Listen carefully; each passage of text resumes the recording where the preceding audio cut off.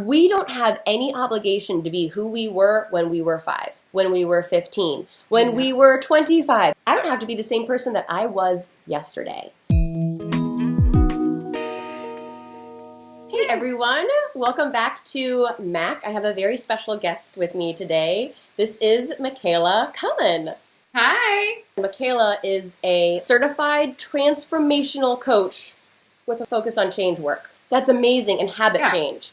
And habit change, yeah. And mindset too. This channel is all about a creative lifestyle, and a lot of times we DIY things and we make things for our home, but our internal life is something that we create as well. We can either sit back and let our internal life sort of take over us, or we can have an active intention with it, and that's what Michaela is all about. We're going to dive into how to thrive, not just survive. Set your intention, get clear with it, and commit to it. I think that really just sets the tone. It really puts you in an empowering stance. You're taking charge of your experience, and it's a really great way to just get aware. Okay, what kind of experience do I personally want to have this holiday season? My intention for this holiday is peace. And, what does that look like? What does that feel like? Really kind of connect with that, and then base my decisions as I'm planning out my holiday, as I'm mapping out my schedule. Does this connect with my intention of peace? And if it doesn't, I'm going to work really hard to say no to that. Having that really clear intention can really just simplify a lot of the noise that goes on inside my head. I love that, Kales. Thank you. That's a good one. And it's something you can keep coming back to, so that if there's not peace with a family dynamic, or there's not peace with external circumstances, you can say, oh, this isn't resonating with my intention. I'm going to just distance myself and not partake. So that also really applies when we are dealing with clear communication with a family member. When you have family, friends, any relationships, of course there's going to be conflict. Very recently, I was communicating with a family member, and I ran it by you, and you were like, just really state your intention very, very clearly at the beginning, so that I can just say, my intention with this conversation is to get closer to you because I love you, I care about you, and I value you. Here's what I have to say. It kind of stops the defensive mode that I think a lot of, we all can get sensitive and defensive and insecure, and if you just articulate an intention, it kind of neutralizes, I think, things. Absolutely. Have realistic expectations of certain relationships, certain dynamics, and then almost always they can exceed your expectations when they're realistic. A lot of times people have them right up here, especially as women. I think we just give so much. Yeah. Sometimes I struggle with that. I feel like I'll just give everything, and then if someone doesn't give everything back, I can really get hurt by that, and I just sometimes have to just adjust my expectations, and then that way, when you check those, there's so much more to appreciate. That does not mean that people get to cross the boundary of how you expect to be treated. You get to be treated always with respect and in a way that makes you feel safe. Just expecting some perfect, scene from Parenthood, or something like that. Yeah. Life is life, family is family. You'll get those little moments of gold when your expectations are realistic. And I think that ties into another tip that we were talking about, is kind of staying present. It's so much easier to appreciate the moment when you're slowing down. Staying present is the hardest one for me because I have that very active mind. Me too. It's like, but we talk about this when we can drop down, out of our headspace, into the heart and the gut, and we just can stay present. When the expectations kind of pop up, we can then choose a different reaction that is more empowering to us and to the people that we love. And staying present will keep the first tips very accessible to you. Yes. Your expectations can be more realistic when you're present. When you set out your intention, you can remember it a bit more when you're more present. Yes. So that's definitely a through line for everything. A few years ago, my life totally blew up, and so because of that, I had the luxury of just sort of getting to start over emotionally, mentally, spiritually. Michaela's had to do that as well the last few years because her whole life has changed. She's now a mom of 2. So we've had the luxury of, whether it's for great reasons or not so great reasons, of kind of starting over and restocking what we value and trying to create healthy behavior habits for ourselves. But as an adult, I've created that for myself in my adult life. When I go back to my childhood home, nothing against the people in it. My family is wonderful. They encourage growth. They applaud when I evolve. However, your family knows you as little you. They know you as the youngest of the family. They know you as klutzy Meg. They know, whatever those agreements are that you kind of made as a kid, that, oh, I'm silly Meg. sometimes they'll still kind of want to project that onto you. And I just want to say, release yourself right now from any and all of those. We don't have any obligation to be who we were when we were 5, when we were 15, when we were 25. I don't have to be the same person that I was yesterday.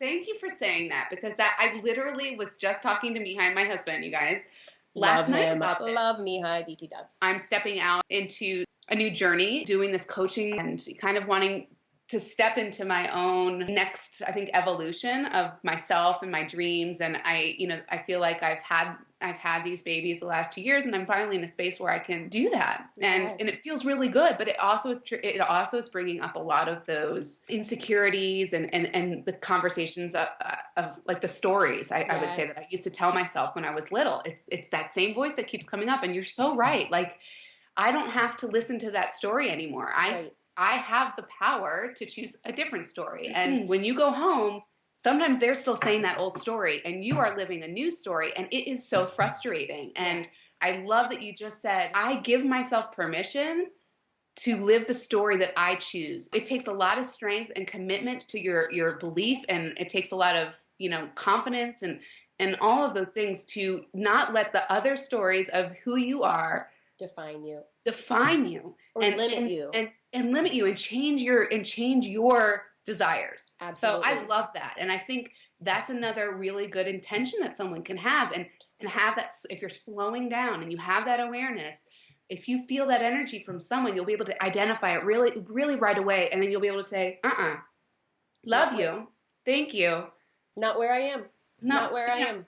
And you don't have to convince them. That's the exactly. thing. You don't have to explain yourself. No. That's what I love. It's like you don't have to explain anything. When you have personal growth inside, it's like I don't have to convince anyone of that because it's mine and I get to live it. A few years ago, a family member definitely, they talked to me in a way that was really disrespectful, and I was upset. I remember the person said, I don't want you to be, sensitive Meg, and they were sort of projecting something from when I was a kid, which I was a very sensitive child, which is actually not true. The label that was put on me was that I was a sensitive child. The reality was I was living in a very stressful, dynamic situation. No one's fault. It's just how it was. And I was responding in a healthy way. So again, that label was not even really correct, but it's one that was going around. And I remember when this person said this, I remember it was the first time I could be aware enough during a conflict, because I usually get very triggered and anxious. And I said, wait, no. I was like, I'm not being overly sensitive. You spoke to me in a way that is not acceptable.